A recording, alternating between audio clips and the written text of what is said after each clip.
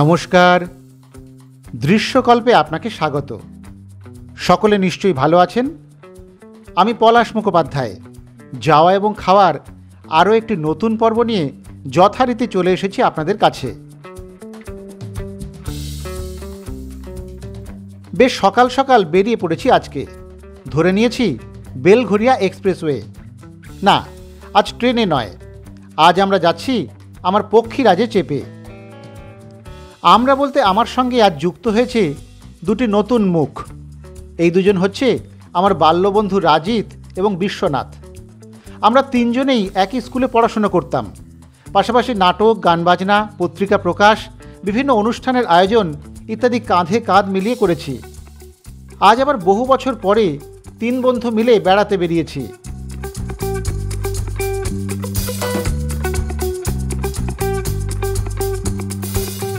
এবারে ধরে নিয়েছি বালি ব্রিজ। আপনারা তো থাম্বনেলে দেখেই নিয়েছেন। আজ আমাদের গন্তব্য হুগলির অন্যতম মহকুমা শহর আরামবাগ।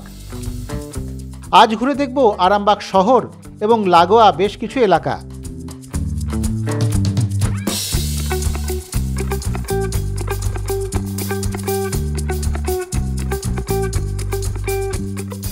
সামনেই ডানকুনি হাউজিং মোড়। এই মোড় থেকে ঘুরে যাব বাঁ দিকে, ধরে নেব অহল্যাবাই হোলকার রোড। এই রাস্তা সোজা আমাদের নিয়ে যাবে আরামবাগে।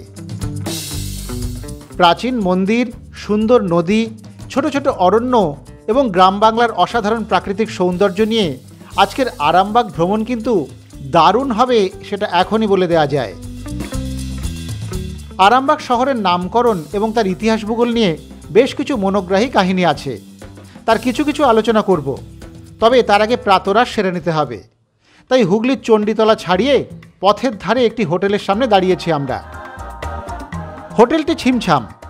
এর আগে আমাদের হরিপাল এবং নালিকুল সফরে যাওয়ার সময় এই হোটেলেই প্রাতরাশ সেরেছিলাম আমরা। আজও তাই এখানেই দাঁড়ানো হলো।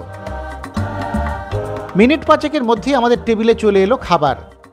লাচ্ছা পরোটা, আলুর তরকারি এবং অমলেট। তিন বন্ধু মিলে শুরু হয়ে গেল খাওয়া দাওয়া।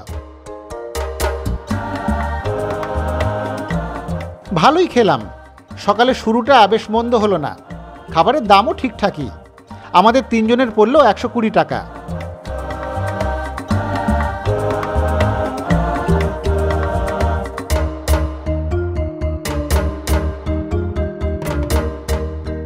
খাওয়া দাওয়া শেষে এবার আবার পথে আমরা। এখান থেকে প্রায় ঘন্টা খানেকের রাস্তা।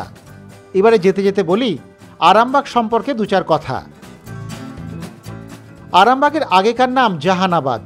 আগে সেই নামকরণে আসে, তারপর তাকে অনুসরণ করে আসব আরামবাগের নামে। হুগলি জেলার ইতিহাস ও বঙ্গ সমাজ গ্রন্থে সুধীর কুমার মিত্র লিখেছেন, প্রাচীনকালে জাহান শাহ নামে এক ফকির এই এলাকায় বাস করতেন। সেই ফকির দেহত্যাগ করলে তার অনুরক্ত শিষ্য এবং ভক্তগণ জাহান শাহের নাম অনুসারে জাহানাবাদ নাম রাখেন। আবার কোনো কোনো ইতিহাসবিদের দাবি মুঘল বাদশাহ জাহাঙ্গীরের নাম অনুসারেই এই জাহানাবাদ নামকরণ করা হয়েছিল। জাহাঙ্গীরের প্রিয় রানী ছিলেন নূরজাহান। জাহাঙ্গীরের আগে শের আফগান আলীকুলি নামে এক ব্যক্তির সঙ্গে নূরজাহানের বিয়ে হয়। কিন্তু বিয়ের আগে থেকেই নূরজাহান এবং জাহাঙ্গীরের মধ্যে সম্পর্ক ছিল। আকবরের মৃত্যুর পর জাহাঙ্গীর সম্রাট হয়েই পুরনো প্রেমকে ফিরে পাওয়ার তোড়জোড় শুরু করে দেন। সালটা ছিল 1607। সেই সময়ে নূরজাহান বর্ধমানে ছিলেন, কারণ তার স্বামী আলীকুলি ছিলেন বর্ধমান তথা সারা বাংলার সুবেদার। জাহাঙ্গীর নূরজাহানকে হস্তগত করবার জন্য বাহিনী পাঠালে আলীকুলি এবং নূরজাহান বর্ধমান থেকে পালিয়ে উড়িষ্যা যাওয়ার পথে এখানেই দ্বারকেশ্বর নদীর চরে মুঘল বাহিনীর দ্বারা ঘেরাও হয়। আলীকুলির দলের সঙ্গে মুঘল সেনাদের যুদ্ধ বাধে। ঘটনাস্থলেই মৃত্যু হয় আলীকুলির। সেই সময় এই এলাকা ছিল খুব ছোট্ট একটা জনপদ। মুঘল সৈন্যরা সেই স্থানটিকে স্মরণীয় করে রাখার জন্য নাম দেয় জাহানাবাদ। পরবর্তীকালে ব্রিটিশরা এই নাম পরিবর্তন করে নাম দেয় আরামবাগ, কারণ জাহানাবাদ নামে বিহারে আরও একটা জায়গা থাকায় তাদের একটু সমস্যায় পড়তে হতো। এটি প্রকাশ হয় 1900 সালের 25শে এপ্রিল তারিখে কলিকাতা গেজেটের এক বিজ্ঞপ্তিতে।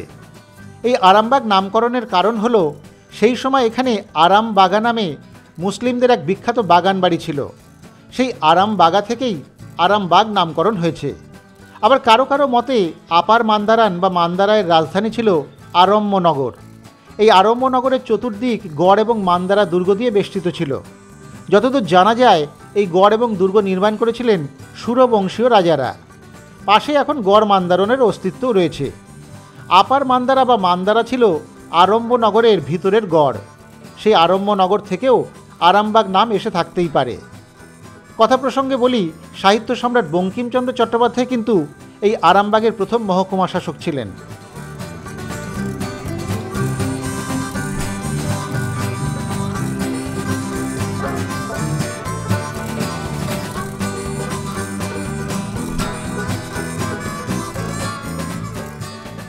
কথা বলতে বলতেই চলে এসেছি আরামবাগের বেশ কাছে। ওই তো সামনেই দেখা যাচ্ছে আরামবাগ শহরে প্রবেশের মূল তোরণ।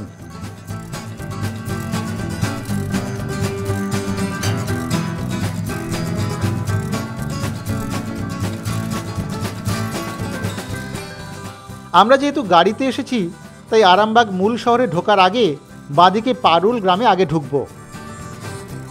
সেই মতো বাঁদিকে বেঁকে গেলাম পারুল গ্রামে বিশালাক্ষী মন্দিরে যাব বলে।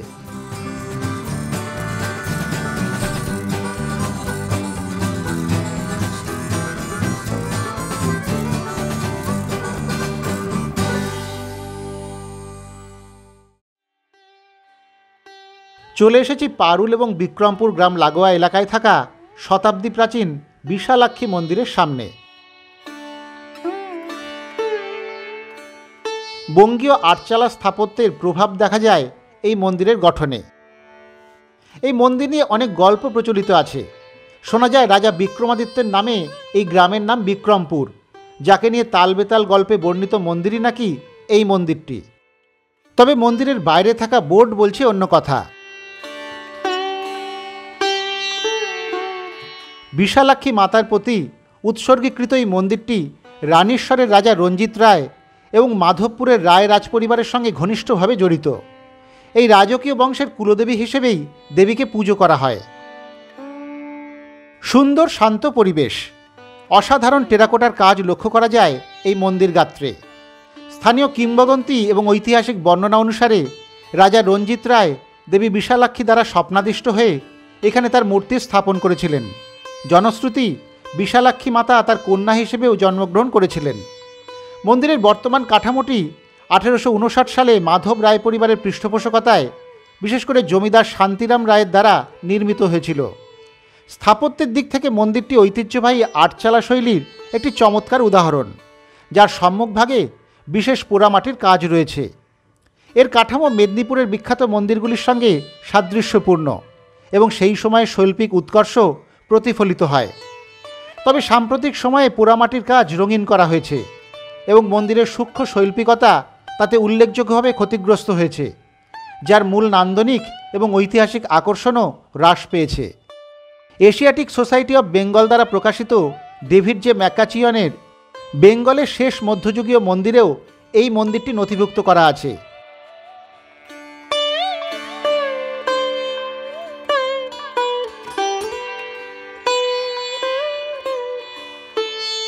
মন্দিরের গর্ভগৃহে রয়েছেন মা বিশালাক্ষী। নিত্য পুজো হয় সকালে এবং বিকেলে।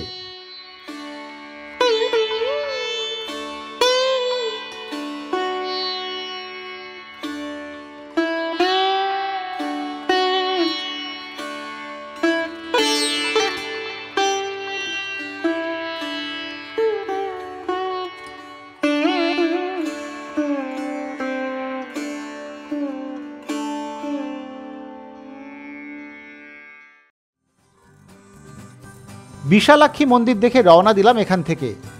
বড় রাস্তায় উঠে সামান্য এগিয়ে ডান দিকে যাব বসন্তপুরে।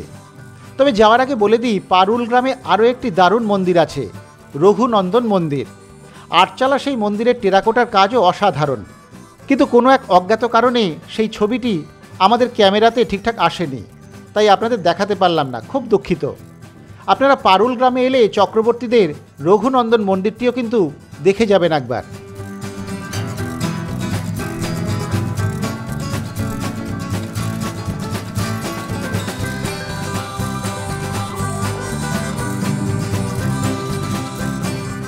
বড় রাস্তা ছেড়ে বেঁকে গিয়েছি ডান দিকে। এবারে চলেছি বসন্তপুর গ্রামে। সেখানেও আছে বেশ কয়েকটি প্রাচীন মন্দির।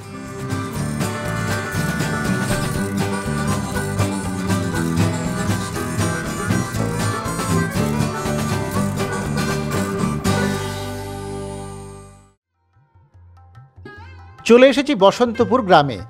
দাঁড়িয়েছি শীতলা এবং শিবদুর্গা মন্দিরের সামনে। এই মন্দির দুটি পুরনো হলেও এখন তা নবকলেবরে। তবুও স্থানীয় মানুষের কাছে বেশ জনপ্রিয় এই মন্দির দুটি দিয়েই শুরু হলো বসন্তপুরের মন্দির দেখা। এখানে যে শিব মন্দির রয়েছে তার শিব স্বয়ম্ভূ, অর্থাৎ নিজেই মাটির নিচ থেকে উঠেছেন।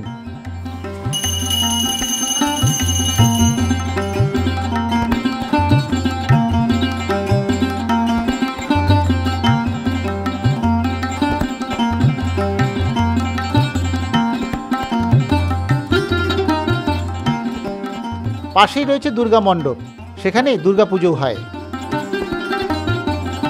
শিব দুর্গা মন্দিরের সামান্য দূরেই রয়েছে একটি মন্দির।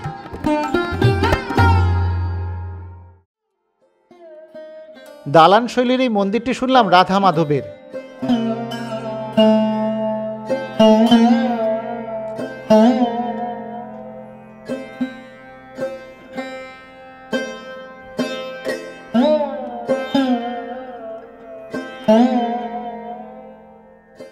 তবে মন্দির এখন বন্ধ। এই বন্ধ মন্দির দেখে আমরা এগোলাম আরও একটু সামনের দিকে। সামান্য এসেই দেখা পেলাম এক বিশালকায় বটগাছের। একে হুগলি জেলার গ্রেট বানিয়ান ট্রিও বলা যেতেই পারে। চারিদিক থেকে ঝুড়ি নেমে বটগাছ তার ব্যাপ্তি বিশালতর করে তুলেছে। শুনলাম এই গাছের বিস্তার আরও বড় ছিল। যাই হোক, এই বটগাছের পাশেই গাড়ি রেখে আমরা এগোলাম সামনের গলিতে।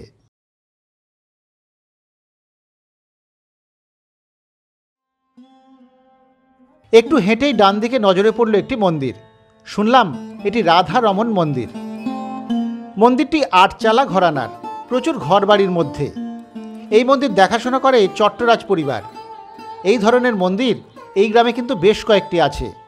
সবকটি কোনো না কোনো পরিবার দেখাশোনা করে। মন্দিরের সামনের দেওয়ালে টেরাকোটার কাজ চোখে পড়বার মতো। সেগুলি দেখছিলাম মুগ্ধ হয়ে। রাম রাবণের যুদ্ধ, রাম সীতার বিবাহ ইত্যাদি বিভিন্ন বিষয় সুন্দর করে ফুটে উঠেছে এই মন্দির গাত্রে।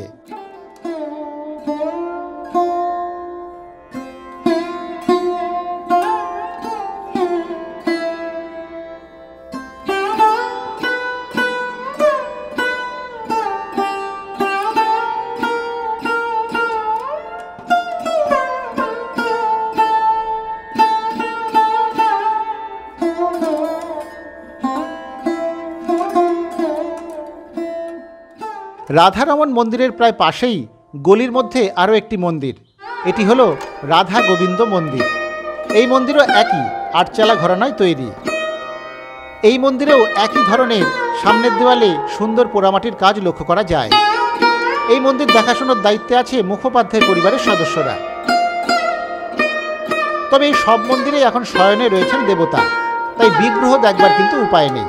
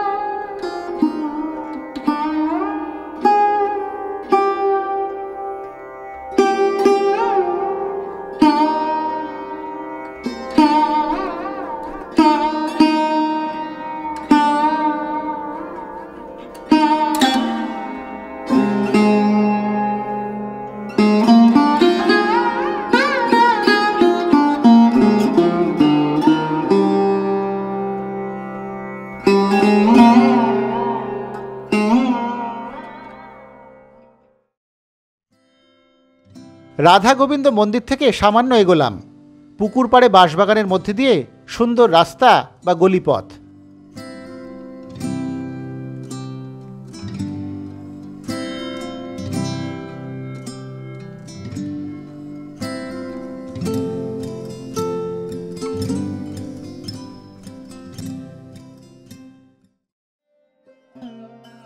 এখানে রয়েছে আরও একটি মন্দির।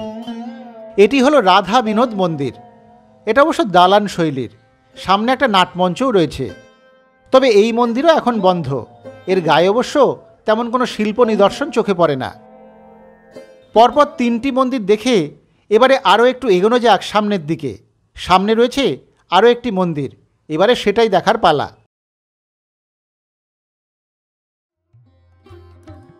চলে এসেছি গোপীনাথ মন্দিরের সামনে। এটিও 8 চালা ঘরানার সুন্দর একটি মন্দির। এই মন্দিরের সামনেও টেরাকোটার কাজ দেখবার মতো। তবে হ্যাঁ, এই মন্দিরে ঢুকতে গিয়ে একটু সমস্যা হয়েছে বৈকি। নিজের নাম, জাত এবং ধর্ম ইত্যাদি বলে তবেই মন্দিরে ঢোকার অনুমতি পেয়েছি। শুনলাম এই মন্দিরে অহিন্দু এবং অবাঙালিদের প্রবেশাধিকার নেই। ব্যাপারটা অবশ্য মোটেই ভালো লাগেনি আমার। আজকের যুগে এমনটা আছে জানতামই না। তবু এটি গঙ্গোপাধ্যায় পরিবারের ব্যক্তিগত মন্দির, তাই তাদের নিজস্ব নিয়ম সম্পর্কে সামান্য প্রতিবাদ করা ছাড়া আর কিছুই করবার নেই আমার।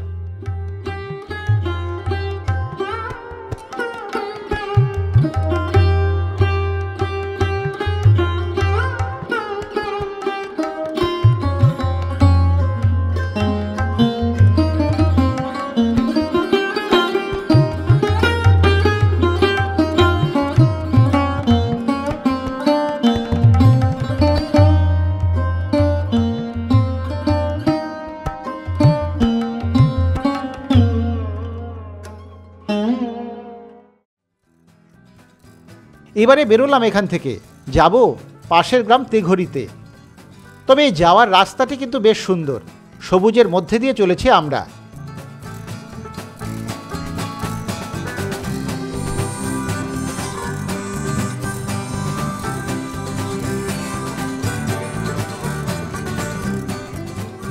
সামনে রেল লাইন পার হয়ে যেতে হবে তেঘরিতে। বসন্তপুর এবং তেঘরির মাঝখান দিয়ে বইছে একটি খাল। ওরা বলেন এটি নাকি প্রকৃত দ্বারকেশ্বর নদ। যাই হোক, সেই নদী বা খাল পেরোলেই তেঘরি গ্রাম।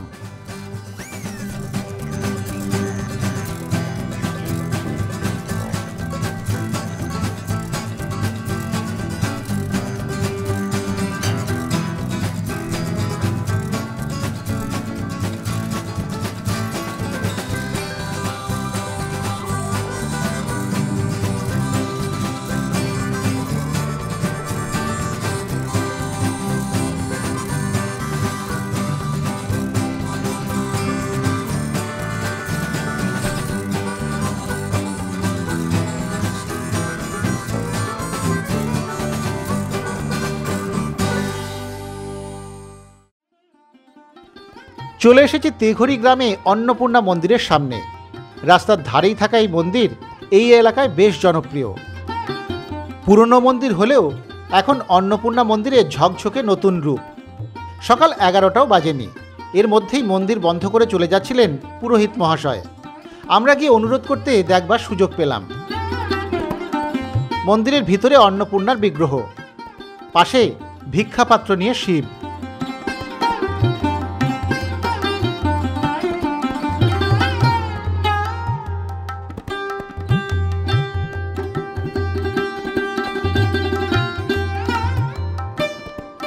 আমার সঙ্গে থাকা ভক্তগণ ঘণ্টা বাজিয়ে একটু মাতৃ আরাধনা করে গেলেন।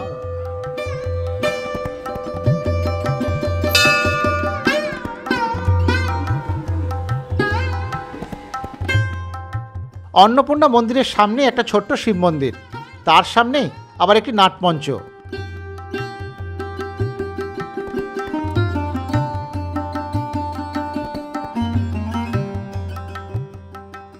অন্নপূর্ণা মন্দির দেখে চোখে পড়ল পাশেই থাকা আরও একটি মন্দিরের চূড়োর দিকে।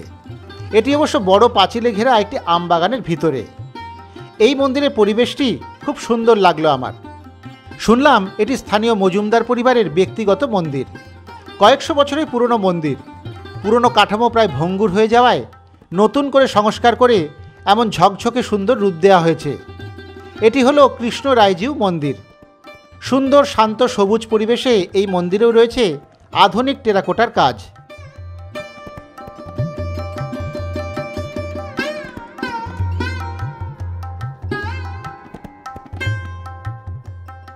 ভিতরে রাধা কৃষ্ণের বিগ্রহ।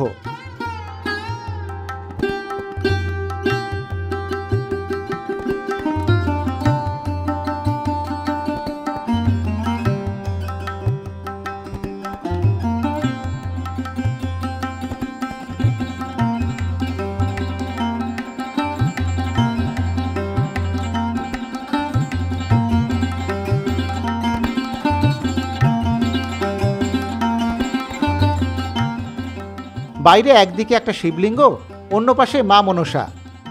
এই মন্দিরও খোলা থাকে সকালে এবং বিকেলে, যে কেউ আসতে পারেন। শান্ত সুন্দর সবুজ পরিবেশে এই মন্দিরে বসে থাকতে খারাপ লাগবে না।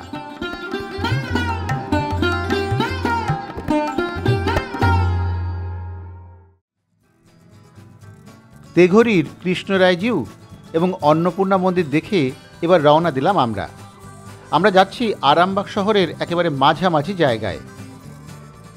বাসস্ট্যান্ডের পাশেই থাকা সারদামণি মিষ্টান্ন ভাণ্ডার আমাদের পরবর্তী গন্তব্য।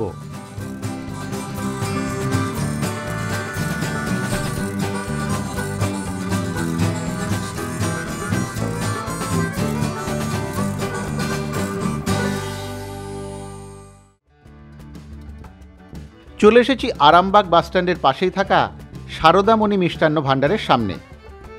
এমনিতে আরামবাগ শহরে বেশ কিছু ভালো মিষ্টির দোকান আছে। শুধু মিষ্টির দোকানই নয়, আরামবাগে বিভিন্ন ধরনের খাবারের দোকান বা রেস্টুরেন্টও রয়েছে ভালো ভালো। তবে ঘোরাঘুরির মাঝে একটু খোঁজখবর করতে গিয়ে সারদামণির পক্ষেই দেখলাম ভোট বেশি পড়েছে। পুরনো দোকান এবং ওদের মিষ্টির মানও ভালো বলেই পরিচিত এই এলাকায়।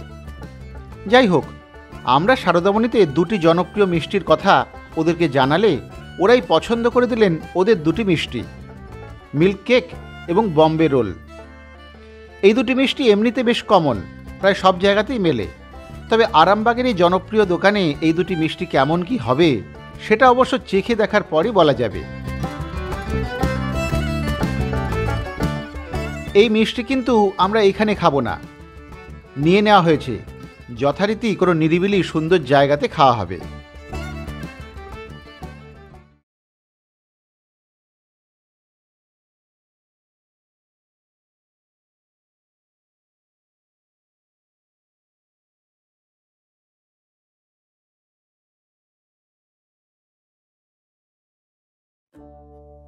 সারদামণি থেকে দুটি মিষ্টি নিয়ে আমরা চলে এসেছি কাছেই থাকা আরামবাগ মহিলা কলেজ এবং আরামবাগ গার্লস স্কুলের পিছন দিকটায়।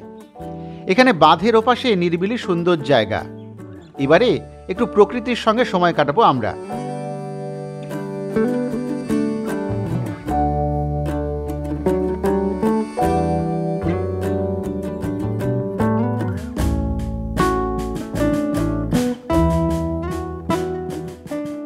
তাই তো বাঁধের ওপর থেকে ধীরে ধীরে নেমে এলাম নিচের দিকটায়। সবুজ প্রকৃতি, সবুজ ঘাস সবকিছুই ধরা দিচ্ছিল তাদের শ্যামলী মাকে সঙ্গে নিয়ে। এদিকে খুব একটা কেউ নেই, ফাঁকাই বলা যায়। আমার দুই বন্ধু তো এমন সুন্দর প্রাকৃতিক পরিবেশ পেয়ে দারুণ আপ্লুত।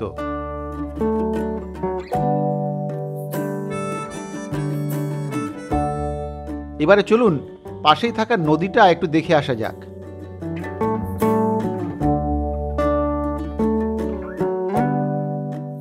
নদীর পথে পা বাড়াতেই চোখে এক রাশ ভালো লাগা। নদীবক্ষে এখন কাশফুলের পরিপাটি সংসার, তার মধ্যে দিয়ে নিরিবিলি হাঁটার মজাই আলাদা। কাশফুলের সমাহার দেখে আমাদের তিনজনেরই শৈশব যেন ফিরে এলো। চটপট ছবি তোলা হলো একের পর এক। সকলেই যেন শিশু এখন।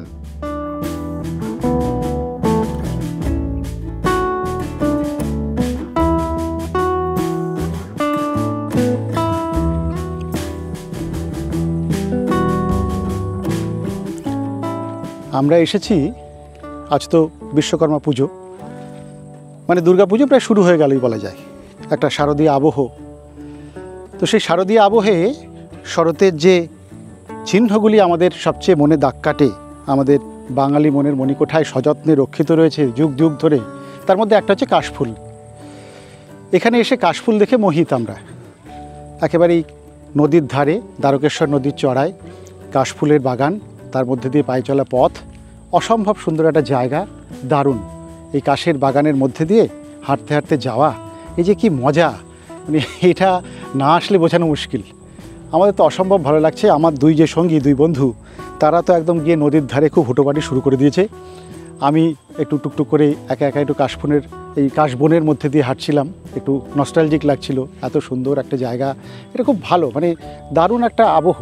এই কাশের এই ইয়েটা তো সবসময় সব জায়গায় আমরা পাই না। বিশেষ করে যারা আমরা কলকাতা বা সংলগ্ন অঞ্চলে থাকি, আমাদের কাছে এত কাশ এইভাবে বের হয় না। একটা দুটো বিক্ষিপ্ত দেখতে পাই, কিন্তু এরকম পুরো মাইলের পর মাইল জুড়ে কাশের এরকম বাগান, এরকম বন, সেটা কিন্তু দেখতে পাই না। এটা কিন্তু দারুণ, আমাদের এখানে খুব মুগ্ধ করেছে, মোহিত করেছে এই আরামবাগে এসে এই নদীর ধারে এই কাশের বন। আমরা এখানে একটু ঘুরে বেড়াই, তারপরে আবার দেখা এখনও শেষ হয়নি আরামবাগ, আমরা আরও কয়েকটা জায়গায় যাব, কিন্তু তার আগে এই কাশের বনটা কিন্তু অসাধারণ। তার সঙ্গে উপরি পাওনা হচ্ছে সামনে দ্বারকেশ্বর নদ, সেটা আপনাদের দেখালামই, দারুণ। এটা দেখে নিয়ে খানিকক্ষণ এখানে থেকে আমরা আবার বেরিয়ে অন্য জায়গায় যাব। ততক্ষণ আমাদের সঙ্গে থাকে একটু কাশবন আর আমরা 3 বন্ধু, দারুণ ব্যাপার।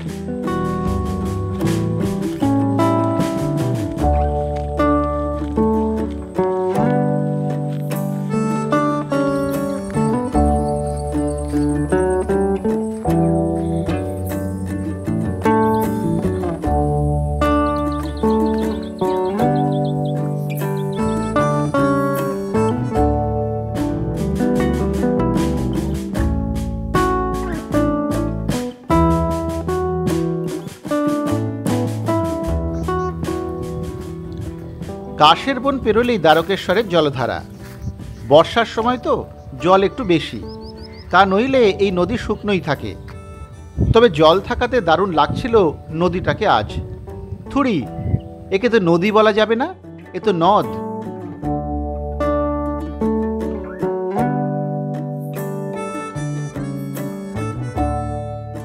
উপরে নীল আকাশ, নিচে শ্বেত শুভ্র কাশ, সঙ্গে মিলেছে আমাদের 3 বন্ধুর অবকাশ। একেবারে জমজমাট ব্যাপার স্যাপার।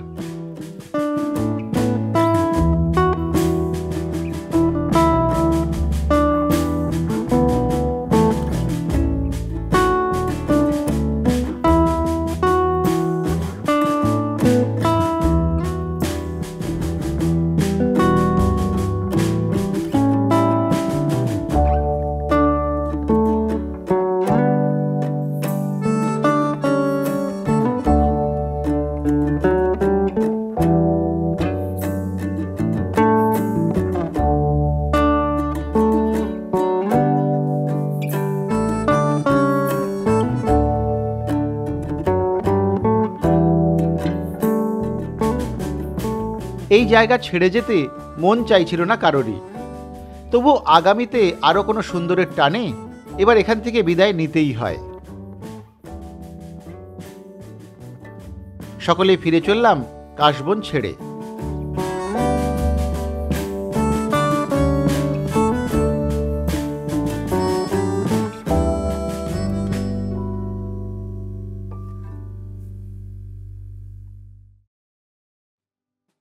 রওনা দিয়েছি এখান থেকে। শুনলাম পাশে একটা ট্রি হাউস আছে, গাছবাড়ি। সেখানে অবশ্য আমরা একটু পরে আসব। আগে বরং একটা ছোট্ট অরণ্য দেখে আসি চলুন। আরামবাগ শহর থেকে যে রাস্তা উচালন হয়ে বর্ধমানের দিকে যাচ্ছে, সেই পথ ধরে খানিকটা এগোতে হবে আমাদের। রেল লাইন পার করে মাত্র কয়েক কিলোমিটার গেলে আসবে চাঁদুর ফরেস্ট। সেদিকেই চলেছি আমরা এখন। তবে চাঁদুর ফরেস্টে যাওয়ার আগে একটু বাঁদিকে বেঁকে যাব। আসলে আরামবাগ এসে একটু আরামবাগ চিকেনের হ্যাচারিটা না দেখে গেলে লোকে নিন্দে করবে যে।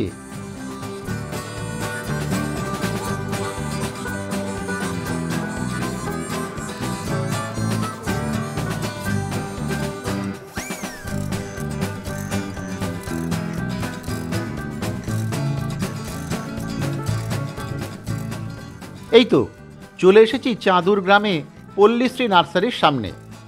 বুঝলেন না তো, আসলে এই নার্সারির লাগোয়া অঞ্চলেই শুরু হয়েছিল আরামবাগ চিকেনের জয়যাত্রা।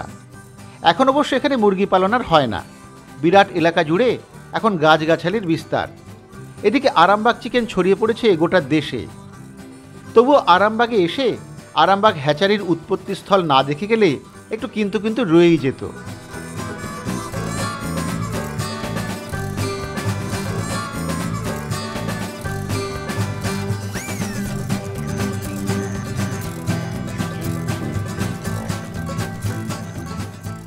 এখানে দেখার তেমন কিছু আর নেই। এবার এখান থেকে আমরা চললাম চাঁদুর ফরেস্টের দিকে। খুব বেশি দূরে নয়, পাশেই।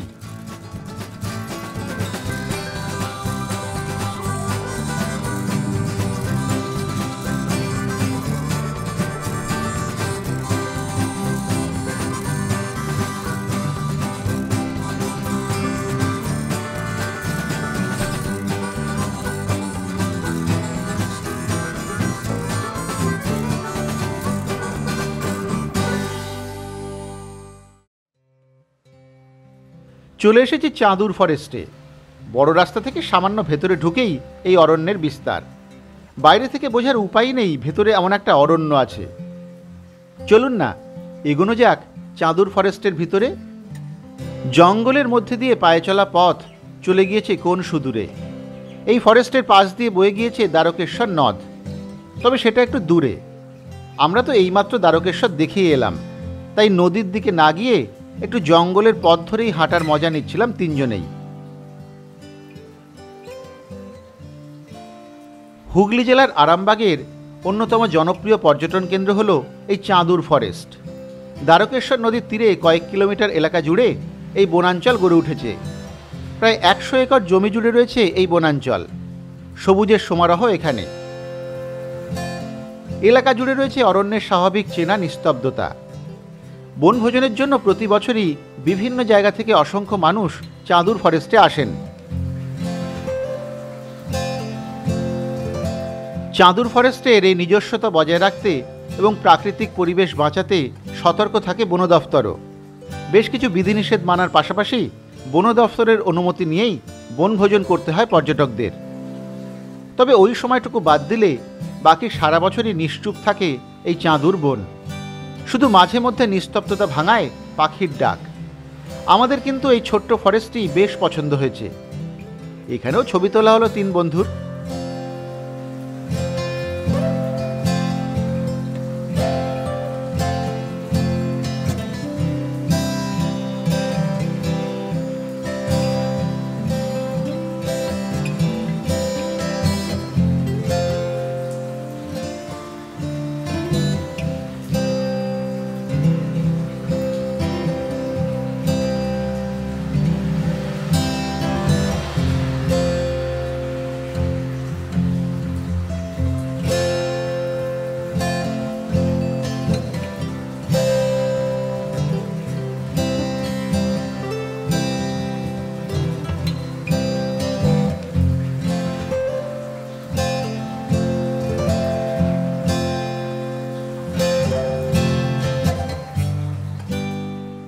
বেশ কিছুক্ষণ হাঁটাহাঁটির পর এবার মনে হলো জঙ্গলেই সুন্দর পরিবেশে একটু মিষ্টিটা খাওয়া যেতেই পারে।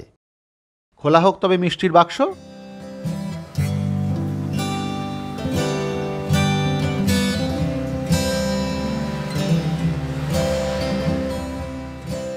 ওই দেখুন, বাক্স খোলা মাত্র আমার 2 বন্ধু তো শুরু করে দিয়েছে মিষ্টি খাওয়া। মুখ দেখে তো মনে হচ্ছে শারদামণি নিরাশ করেনি।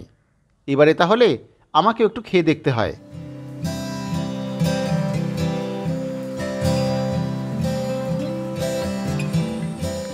আরামবাগ শহরের থেকে সামান্য দূরে এসে এইরকম একটা গহীন অরণ্য পাবো সেটা কিন্তু ভাবিনি। বড় রাস্তার থেকে নামার পরেই শুরু হয়ে গেল অরণ্য। আমরা তো অনেকটা হেঁটে এসছি। দারুণ, খুব পরিচ্ছন্ন, স্বচ্ছ, সুন্দর অরণ্য। পাখির ডাক ছাড়া কিচ্ছু নেই কোথাও। আমরা তো দারুণ মজা করছি। এখানে একটু মিষ্টি খেতেই হবে। আপনারা তো জানেন নিরিবিলি জায়গা পেলে আমাদের একটু মিষ্টি টিষ্টি খেতে ভালো লাগে। তো আমরা তো মিষ্টি কিনেছিলাম শারদামণির থেকে। মিল্ক কেক কেনা হয়েছিল আর বম্বে কী যেন বম্বে রোল। হ্যাঁ, বম্বে রোল আর মিল্ক কেক।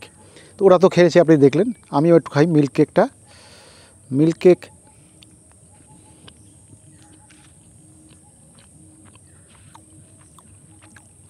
ভালো। ওরাও বলছিল, আমারও খেয়ে খারাপ লাগলো না। মিল্ক কেকটা কিন্তু ভালো, টেস্টটা খারাপ না। এবার একটু বম্বে রোলটা খেয়ে দেখা যাক কীরকম।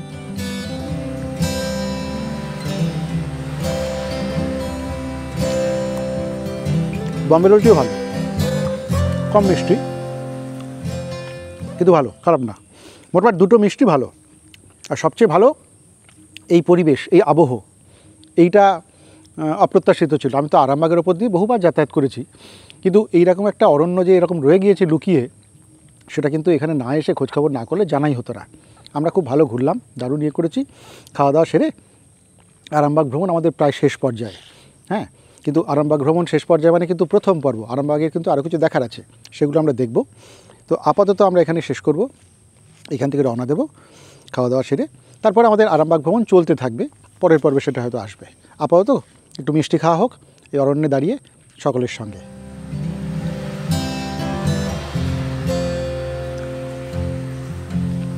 দারুণ, খুব ভালো। ভালো লাগে মিষ্টিটা। জায়গাটা ভালো না? জায়গাটার প্রেমে সকলে পড়ে গেছি আমরা, দারুণ জায়গাটা। এটা কথা হবে না কোনো, এটা কথা হবে না। দারুণ জায়গা। বেশ বেশ বেশ। মিষ্টি তো ভালোই, হুম, কিন্তু জায়গাটার অসাধারণ, মানে জায়গার গুণে মিষ্টিটা বেশি ভালো হয়ে গেছে, বেশি যেন ভালো মনে হয়ে হচ্ছে। গেছে। সেটাই, খুব ভালো লেগেছে আমাদের। ঠিক আছে,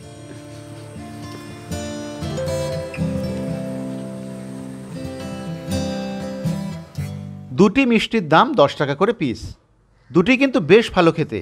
ও হ্যাঁ, এই বেলা বলে রাখি, আমরা কিন্তু মিষ্টির পরিত্যক্ত বাক্সটি সঙ্গে নিয়ে নিয়েছি, এখানে মানে এই জঙ্গলে ফেলে যাচ্ছি না। পরিচ্ছন্ন সুন্দর জঙ্গলটা কিন্তু সত্যি আমাদের মায়া জড়াচ্ছিল, মনে হচ্ছিল আরও একটু থাকি। ছবি তুলে তুলে আঁশ মিটছিল না যেন। সেই ছবি তুলতে তুলতেই ফেরার রাস্তা ধরলাম তিনজনে। গাড়ি তো রয়েছে জঙ্গলের একেবারে মুখে, আমরা ভেতরে কিন্তু গাড়ি নিয়ে ঢুকিনি, এবার চলেছি সেই গাড়ির কাছাকাছি।